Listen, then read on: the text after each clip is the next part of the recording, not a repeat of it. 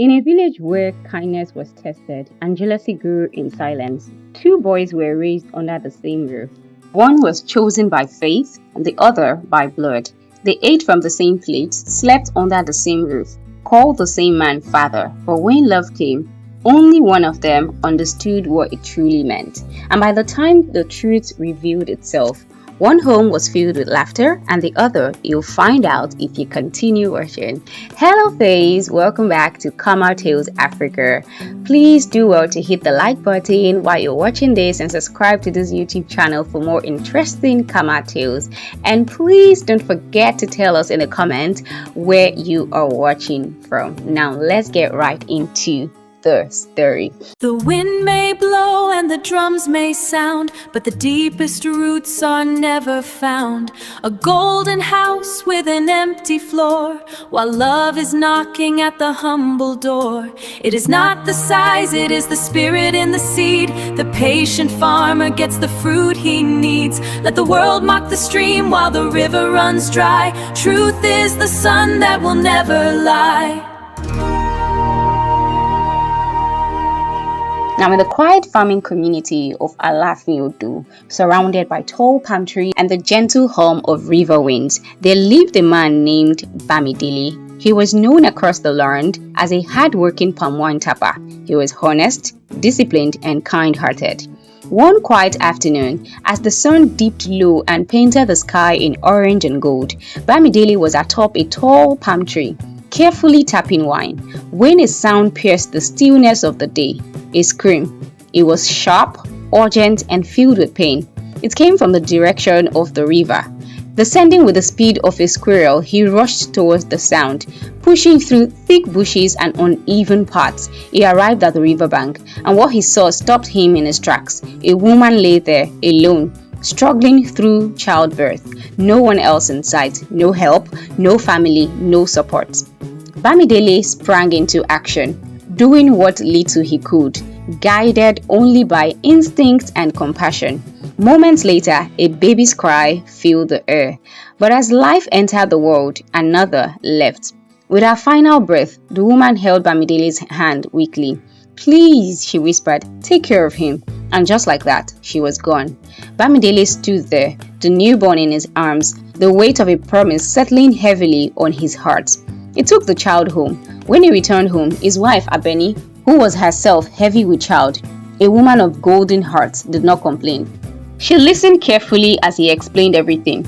Then, without hesitation, she smiled softly and said, "A child is a blessing from the heavens. Our unborn son will have a brother to walk beside him." She took the baby into her arms like he had always belonged. They named him Tomiwa. 3 months later, Abeni gave birth to their own biological son. They named him Kunle, and just like that, the house became full. The boys grew up together. They ate the same food, same clothes, same love. Bamidele and Abeni never treated Tomiwa differently. If anything, they were even more intentional about showing him love, knowing the circumstances of his birth. And for a while, everything was peaceful, until the outside world began to speak. One day, Kunle's friend, a boy with a tongue like a viper, pulled him aside and whispered, "You better be careful of that boy. He is not truly your brother, but your parents worship him like he's their first child. One day, he might just take everything your father has worked for and inherit the palm groves that belong to your bloodline." Kunle laughed it off at first, but words, once planted, have a way of growing, slowly, quietly, and dangerously.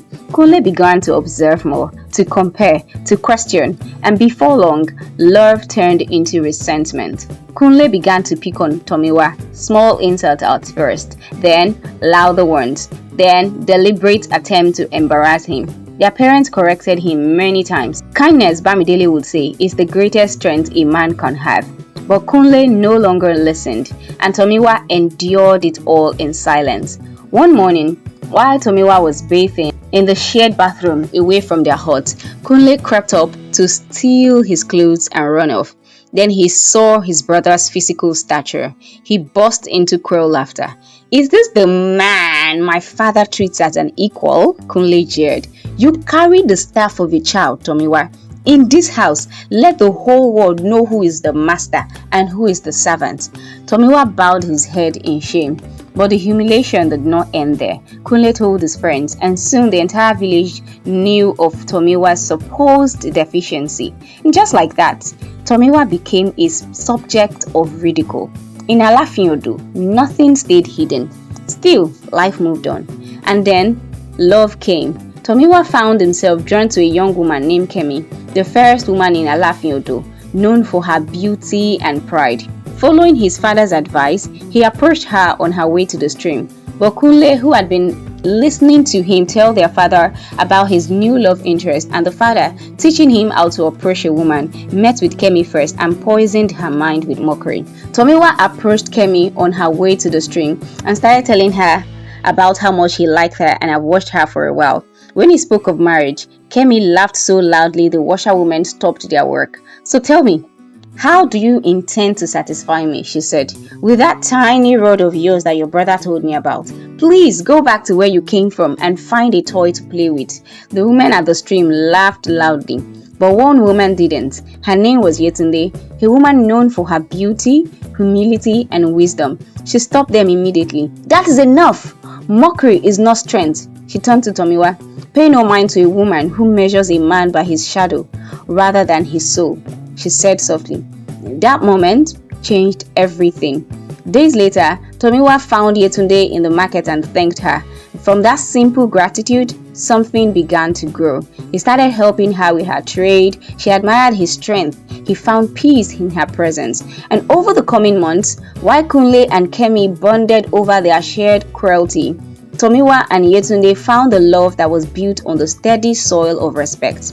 Time passed. Then one evening, during a family meal, Tomiwa made an announcement. "I have found someone I wish to marry." Kunle laughed. "Are you sure you want to bring someone into a life of misery?" Their parents immediately rebuked him, but the damage was done. Still, Tomiwa stood firm. And then Kunle added, "Well, I'm getting married too," even though he hadn't even asked his partner Kemi yet. What followed was not love, it was competition, fueled by jealousy and driven by pride. Driven by spite, Kunle went ahead to fix his wedding on the same day as Tomiwa's. He used his father's influence and heavy bags of cowries to bribe every priest in the village to officiate only his wedding. He even hired a famous dancer from a distant kingdom to ensure the entire village attended his feast, leaving Tomiwa's celebration empty. When Tomiwa pleaded with him for compromise, Kunle refused. "If anyone should move their date," he said coldly, "it should be you." With humility, Tomiwa adjusted his plans. But even then, Kunle followed and blocked him again, changing his dates to the same new dates Tomiwa had chosen. Still, Tomiwa did not fight. Eventually, Tomiwa and Yetunde found a priest from a neighboring village to officiate their own wedding. On the wedding day, the village was divided. Most people attended Kunle's ceremony, drawn by entertainment, noise, and spectacle. Tomiwa's wedding was quiet. Only a handful of people were there. Bamidele, kept busy by Kunle's endless emergencies, could only sneak away late at night to bless Tomiwa's union. "My son," Bamidele whispered, "the loudest drum is often hollow inside. Remember that." They say not everything that shines is good, and not every quiet place is empty. Now, if you're enjoying this story and you believe that true strength is often hidden beneath silence, please take a moment to like this video and subscribe to this channel, and don't forget to tell us in the comments where you're watching us from, because some lessons only stories can teach. Now, let's continue. Truth is the sun that will never lie. That night, in the quiet of their small hut, Tomiwa trembled. He told Yetunde that he feared he would disappoint her. Yetunde simply smiled and took his hand. They began their union not with haste but with the tenderness of a gardener tending a rare flower. He treated her with a reverence Kunle could never understand. He tasted the sweetness of the fruits that she offered, and when he finally entered the garden of her love, it was not the size of the tool that mattered, but the skill and endurance of the farmer. They moved together like the tide of the river, arriving at a destination of pure love that left both of them breathless and whole. And in that moment, they became one, not just in body, but in spirit. Meanwhile, in the ground house of his brother, Kunle and Kemi laughed about how miserable the idiot boy must be. But when the time came for Kunle to prove his manhood, his fire went out before the match was even struck. In less than 30 seconds, he was finished and snoring. leaving Kemi staring at the roof in bitter silence. Night after night, the master of the house proved to be a man of great talk but a very short harvest. Weeks passed, then months, and frustration grew. Silence filled spaces where laughter was expected. 3 months passed and the village noticed a change. Yetunde began to glow with the radiance of a woman that was well loved and soon carried a child. Tomiwa's business flourished, for he worked with the strength of a man who was happy at home. Their love deepened. In contrast, Kunle and Kemi grew thin and bitter. Their house was filled with the sound of arguing rather than lullabies. Despite Kunle's great stature, his garden remained barren, for there was no love to water the seeds. What was meant to prove superiority became a source of quiet suffering. The village finally saw the truth. A small stream that flows forever is better than a great flow that vanishes in a moment. In Alafiodo, people began to understand something that they had ignored for too long, that love is not proven by noise, nor by pride, nor by what others say. It is proven by truth, patience, and the heart. Kunle spent his life trying to be better than his brother, but he forgot to become better than himself. And Tomiwa, the boy who came from nothing, built everything that truly mattered. Wealth can buy a grand wedding, and gossip can tarnish a name, but no amount of gold can buy the peace that comes from a kind heart. Never mark the small beginnings of others, for the size of a man's pride is often the very thing that leads to his starvation, while the humble man feasts on the fruits of true love. Now, if this story spoke to you, share it with someone you think needs to hear it. Like and share your thoughts in the comments. And remember, envy may compete, but only love completes. Subscribe for more stories that do not just entertain, but reveal the truths that many have chosen to ignore. Thank you so very much for watching till the end. I'll see you in the next one. Bye-bye.